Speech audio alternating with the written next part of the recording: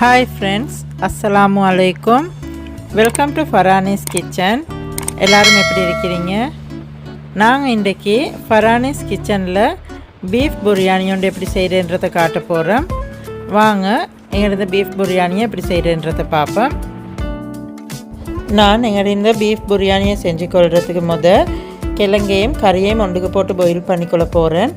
அதுக்கு நான் எடுத்துக்கிறேன் பீஃப் எடுத்துக்கிறேன், கிழங்கு, மசாலாத்தூள், மஞ்சத்தூள், உப்பு இவ்வளோ தான் நான் எடுத்துக்கிறேன். வாங்க நாங்கள் இப்போ இந்த பீஃபை எப்படி பாயில் பண்ணிக்கொள்கிறேன்றதை பார்ப்போம். ஃபஸ்ட்டுக்கு நான் ப்ரெஷர் குக்கர் ஒன்று எடுத்து அதில் இப்படி சின்னதாக வெட்டின அரைச்சி 1 கிலோ எடுத்துக்கிறேன். அதை நான் ப்ரெஷர் குக்கரில் போட்டுக்கொள்கிறேன். இதுக்கே நான் பெரிய கிழங்கு 4 காய் எடுத்து இப்படி 2க்கு வெட்டி எடுத்துக்கிறேன். அதையும் நான் இதில் போட்டுக்கொள்கிறேன். இதுக்கு மஞ்சத்தூள் 1/2 டீஸ்பூனும் போட்டுக்கொள்கிறேன். அதில் 1 டீஸ்பூன் மசாலாத்தூளும் ஆட் பண்ணிக்கொள்கிறேன். அதுக்கே உப்பு கொஞ்சம் போட்டுக்கொள்கிறேன். இதுக்கு 1 கப் தண்ணியும் ஆட் பண்ணிக்கொள்கிறேன். தண்ணியை ஊற்றி நாங்கள் இப்போ இதை கறியை பாயில் பண்ணி எடுக்க போகிறோம். தண்ணியை ஊற்றி கறியை இப்படி கொஞ்சம் நல்லா மிக்ஸ் பண்ணிவிட்டு இப்போ நாங்கள் ப்ரெஷர் குக்கரை மூடி ஒரு 3 விசில் படும் வரைக்கும் வைக்க போகிறேன். எங்கள்கிட்ட இந்த கறியை பாயில் பண்ணி எடுத்துக்கொள்கிறதுக்கு. எங்கள்கிட்ட இந்த கறி வெந்து வரும் வரைக்கும் நாங்கள் வெங்காயத்தையும் கஜுவையும் ப்ளம்ஸையும் ஃப்ரை பண்ணி எடுத்துக்கொள்ள போகிறோம். பேன் ஒன்று அடுப்பில் வச்சு எங்களோட பேன் ஹீட்டாகி கொண்டு வரப்போக்கில் அதுக்கு ஃப்ரை பண்ணிக்கொள்ள தேவையான அளவு ஆயில் ஆட் பண்ணிக்கொள்ளணும். நான் இதுக்கு மிச்சம் ஆயில் ஆட் பண்ணிக்கொள்ளல, ஏனென்றால் நான் இதை டீப் ஃப்ரை பண்ணல, நான் ஷெலோ ஃப்ரை தான் பண்ணிக்கொள்ள போகிறேன். அதனால் நான் மிச்சம் ஆயில் ஆட் பண்ணிக்கொள்ளல. எங்களோட ஆயில் ஹீட்டாகி கொண்டு வரப்போக்கில் அதுக்கு நான் 2 காய் வெங்காயம் எடுத்து மெல்லிசாக ஸ்லைஸாக வெட்டி வச்சுருந்தேன். அதை போட்டு கோல்டன் ப்ரௌன் கலர் ஆகும் வரைக்கும் ஃப்ரை பண்ணி எடுத்துக்கொள்கிறேன்.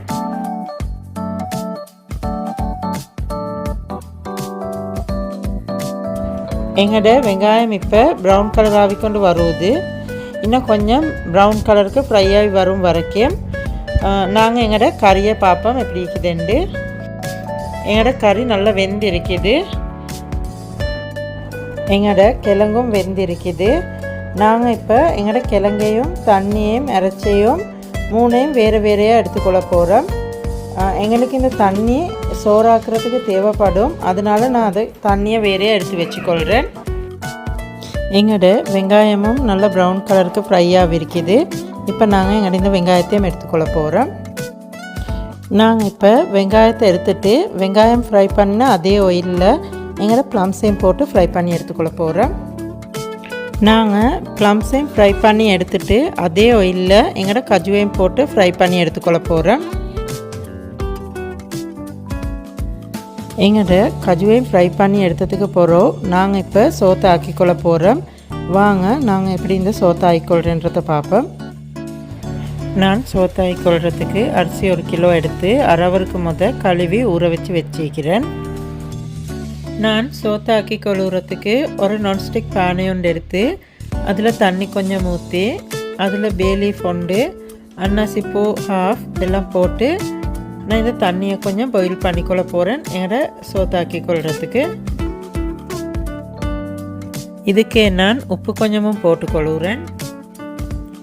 நான் இன்றைக்கு சோத்தை 1/2 குக் பண்ணி தண்ணியை வடித்து எடுக்க போகிறதுனால தண்ணி எவ்வளோ அரிசிக்கு எடுத்துக்கிறேன்னு செல்லல, அதனால் நீங்கள் அரிசி வைக்க போக்கில் பார்த்து வைங்க. இன்றைக்கு நான் சோத்தை வடித்து தான் எடுக்க போகிறேன்.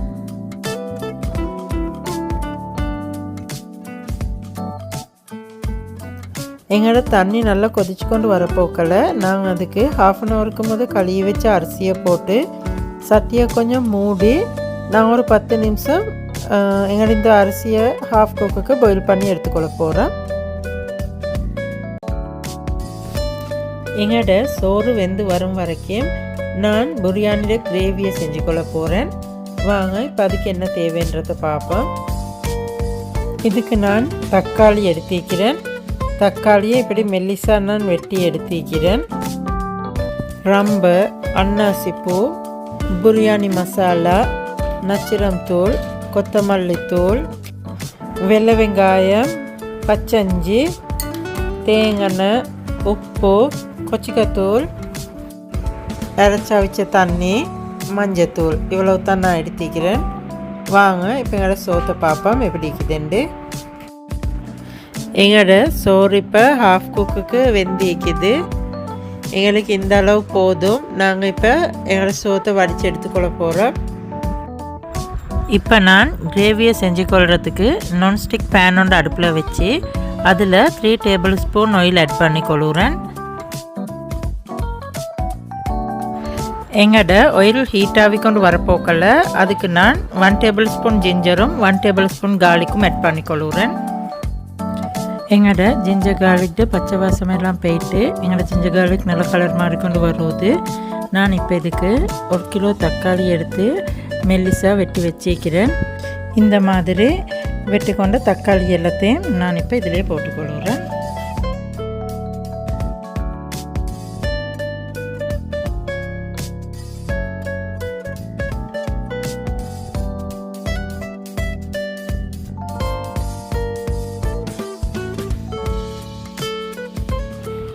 எங்களோட தக்காளி வசங்கி கொண்டு வரப்போக்கல நான் அதுக்கு உப்பு கொஞ்சம் ஆட் பண்ணி கொள்கிறேன். நீங்கள் உப்பு போட போக்கல கணக்காக பார்த்து போட்டுக்கோங்க.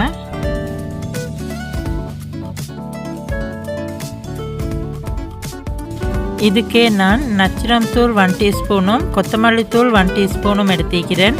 அதையும் நான் இதிலே போட்டுக்கொள்கிறேன்.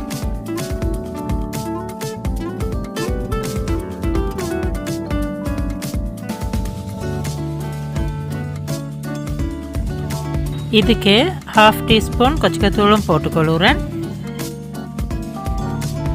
இதுக்கே நான் ஹாஃப் டீஸ்பூனை விட கொஞ்சம் குறைச்சி மஞ்சத்தூள் போட்டுக்கொள்கிறேன்.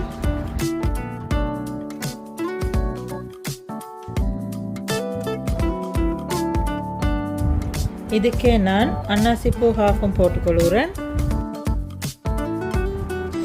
ரொம்ப 2 துண்டு சின்னதாக வெட்டிக்கிறேன். அதையும் நான் இதில் போட்டுக்கொள்கிறேன்.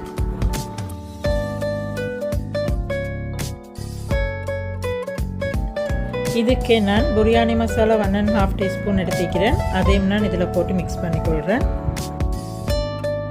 இதெல்லாம் நல்லா மிக்ஸ் பண்ணிவிட்டு நான் இதுக்கு எங்கள்கிட்ட எடுத்து வச்சிருந்த இறைச்சா வச்ச தண்ணிக்கு 1/2 கப் தண்ணி ஆட் பண்ணி மிக்ஸ் பண்ணி அதையும் நான் இதில் ஊற்றிக்கொள்கிறேன்.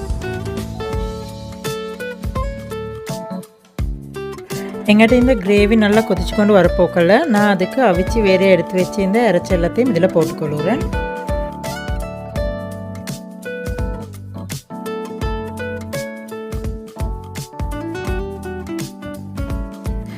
இப்போ எங்களோட கறியும் கொதிச்சு கொண்டு வருவது. நாங்கள் இப்போ எங்களோட பிரியாணி எப்படி மிக்ஸ் பண்ணிக்கொள்கிறேன்றதை பார்ப்போம்.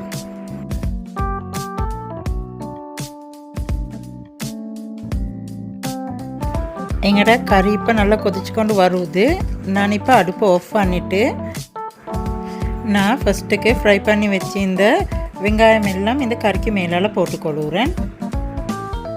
இதுக்கே நான் கொத்தமல்லி இலையும் இஞ்சி இலையும் வெட்டி ஒன்றுக்கு போட்டு வச்சுக்கிறேன். அதையும் நான் வெங்காயத்துக்கு மேலால் போட்டுக்கொள்கிறேன்.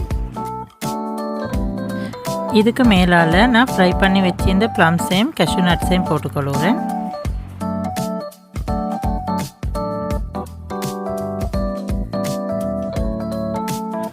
இதுக்கு மேலால் நான் ஹாஃப் குக் பண்ணி கொண்ட சோத்தையும் போட்டுக்கொள்கிறேன்.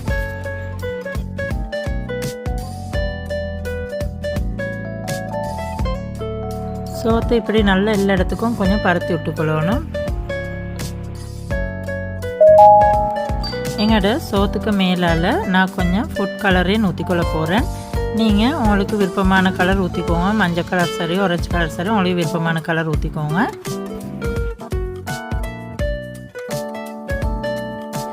இதுக்கு மேலால் நான் கொஞ்சம் பிரியாணி மசாலா கொஞ்சம் லைட்டாக தூவிக்கொள்கிறேன். இதுக்கு மேலால் நாங்கள் அவிச்சு கொண்டு எங்களோட கிழங்கையும் வச்சுக்கொள்கிறேன். இதுக்கு மேலால் நாங்கள் எங்களோட ப்ளம்ஸ், கேஷ்யூ, ஆனியன் எல்லாம் ஃப்ரை பண்ணி கொண்டு ஆயிலால் கொஞ்சம் மேலால் நான் ஊற்றிக்கொள்கிறேன். நான் இப்போ சட்டியை மூடிட்டு அடுப்பை பற்ற வச்சு ஸ்லோ ஃப்ளேமில் ஒரு 10 நிமிஷம் இந்த சோத்தை டம்மில் போட்டு எடுக்க போகிறேன். 10 நிமிஷத்துக்கு பிறகு பார்ப்போம் எங்களோட பிரியாணி எப்படி இருக்குதுன்னு.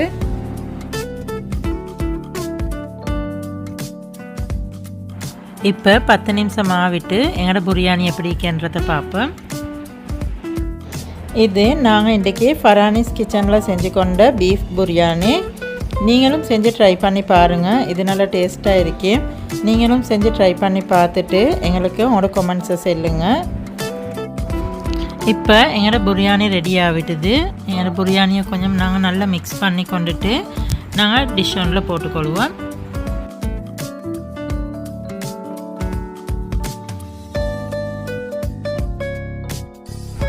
நான் இப்போ எங்களோட பிரியாணியை டெக்கரேஷன் பண்ணிக்கொள்கிறதுக்கு மேலுக்கால கொஞ்சம் ஃப்ரை பண்ணின ப்ளம்ஸும் கேஷ்யூ நட்ஸும் போட்டுக்கொள்கிறேன்.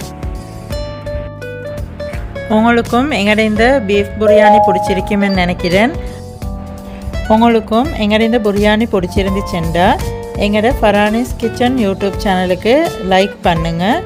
அதோட உங்களுக்கு தெரிஞ்சவங்களுக்கும் ஷேர் பண்ணுங்கள். அப்போ மற்றவங்களுக்கும் இந்த வீடியோ யூஸ்ஃபுல்லாக இருக்கும். நாங்கள் போடுற ரெசிபீஸ் எல்லாம் உங்களுக்கும் பிடிச்சிருந்துச்சுண்டா எங்களோட ஃபரானிஸ் கிச்சன் யூடியூப் சேனலுக்கு சப்ஸ்கிரைப் பண்ணுங்கள். அதோட சைடில் வர பெல் பட்டனையும் கிளிக் பண்ணுங்கள். அப்போ நாங்கள் போடுற அடுத்தடுத்த புதிய ரெசிபி உடனுக்குடனே உங்களுக்கு பார்த்துக்கொள்கிறதுக்கு எளிமாகும்.